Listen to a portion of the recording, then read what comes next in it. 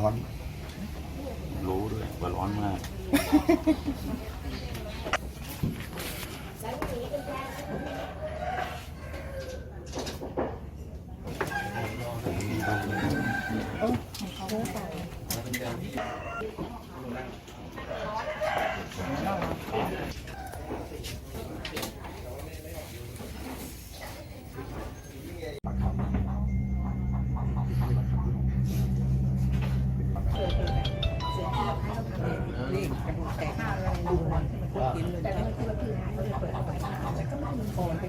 อยู่4 คนก็มีคนตายกับคนยิงแล้วก็ป้าและใครคน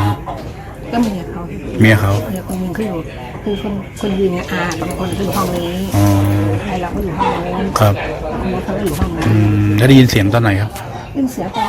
ตอนประมาณตอนเช้าอ่ะ ได้ยินเสียงปืน ปังไม่รู้ว่าไม่เข้าใจว่าเป็นเสียงก็เคยเอาไม้ตีฝาเนี่ยแล้วก็เข้าใจว่าเขาอาจจะตีกันเอาไม้มาตีกันอะไรอย่างเงี้ยเขาไม่ทะเลาะบ่อยแต่คนเขาชอบแบบด่าไง คนไหนคนตายอ่ะ คนตายเมาทุกวันแล้วก็กลับมาด่าทุกทีเลยด่าแล้วพี่ก็เบิ้ลเครื่องใส่บ้านข้างบ้าน